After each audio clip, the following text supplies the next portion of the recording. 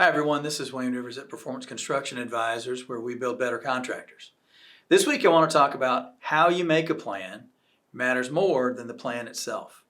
This comes from Arlen Sorensen, of course, July 2nd of this year, and it comes from a newsletter from Bruce Eckfeldt called the Better, Faster newsletter.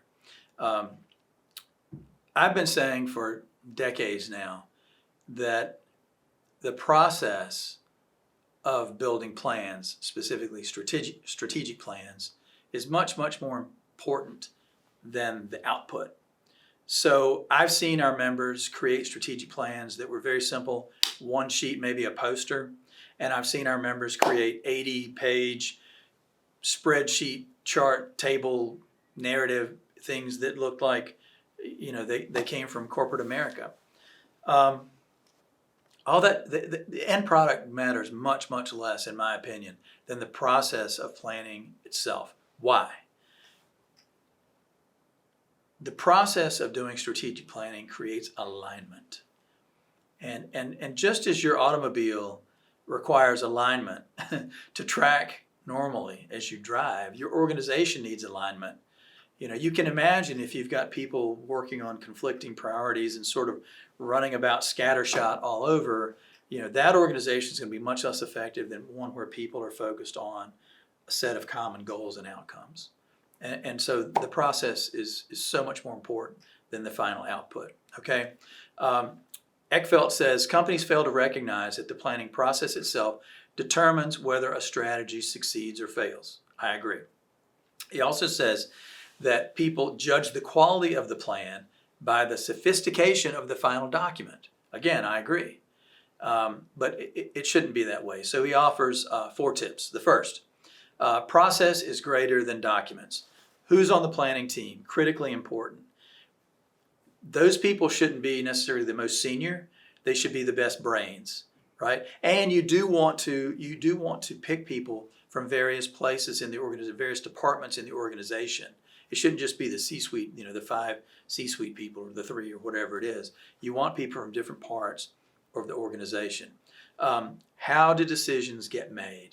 Is it just everything the CEO says, boom, carries all the weight and it's a done deal? Or is there opportunity for open debate and discussion? How decisions get made is really important.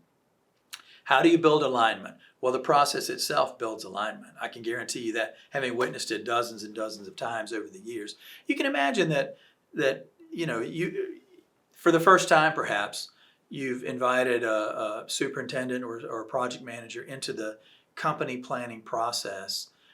First of all, that person should be a good thinker and should be able to add value. But now suddenly this person is brought in to the highest level of decision making in the organization.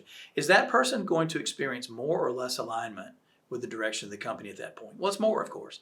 And the more people you can get involved in the process, you can't have a meeting with 200 people. I'm not saying that. But to the degree that you can do surveys and things, we'll come to that. To the degree you can involve more people in the planning process, the more alignment and the more uptake, the more ownership you're going to get. Right, so number 2. Engagement creates ownership. I think that's the point I'm trying to make. Small group plans. If a small group plans the strategy, right? You've got 3 people, and then they come out of the room and they announce it. Boom! This is our strategy. That works less well than gathering up people throughout the organization. I remember I had a friend that worked for a public company a few years ago, and they came out and announced their number 1 goal for the year was to increase EBITDA. Well, okay, most of us have read, we know what EBITDA is, okay? But in this multi-thousand person organization, did the people moving boxes from line A to line B, did the people driving the trucks, did the people sweeping up the floors of the warehouses, did those people know what EBITDA even was? How is that a good, compelling, motivating goal for any company? And that to me stinks of the C-suite people getting together and coming up with this thing. And it made sense to them, clearly.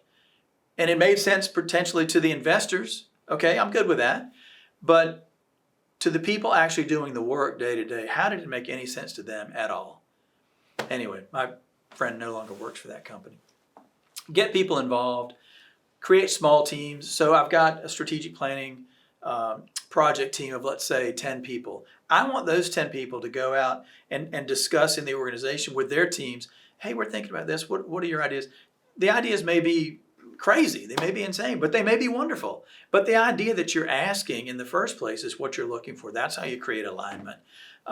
And surveying, again, could be a great thing. If you've got a big organization with 1,000 people, clearly you're not going to be able to get out to all of them and ask that question. But surveying could be a wonderful thing. And then you want to have actions. You want to have clear-cut actions and mileposts. And actions have to be actionable. So they need to be clear, and you need to have things like, okay, timeline, budget, etc. So you've got to make these actions clear enough and give them the resources they need so that people can actually execute the actions. The third thing is you've got to have debate. You know, before Dennis retired, boy, did we have some debates. And even now, though, just because I say something doesn't make it go in our organization. We have a lot of intellectual firepower here, and it's great that we get different perspectives on different ideas. So think about, what are your market realities? Not possibilities maybe, but realities. What are the realities in your market? What are your real organizational capabilities? What are you really, really, really good at? And what are you doing now that maybe you're not so good at? Maybe even something you consider reducing or eliminating altogether. What obstacles or barriers are going to prevent you? Let's say that you say, hey, this is the market reality, this is our capability, we're going to do X. Okay, now what are the barriers that are going to potentially prevent you from being successful in this initiative? Allow for psychological safety in the organization, or you will not have robust debate. Question your historical approaches. Maybe traditionally, we've had members, lots of members over the years, go from being hard dollar bid contractors to using alternative delivery systems and being quite successful in that transition. So just because you were successful as an organization at something in the 80s or 90s or early 2000s doesn't mean that historical approach is going to work for you in the next 10 years. Debate is wonderful, but after the debate, you need to come together. And I experienced this in my peer group one time. We got together, we did the review of the host company.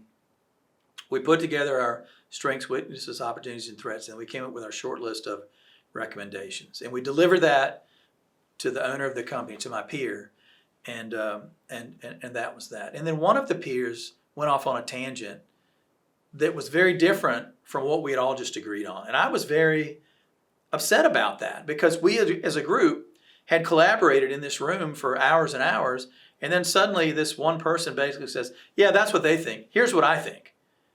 And it was the opposite of team play. Team play is big for us here.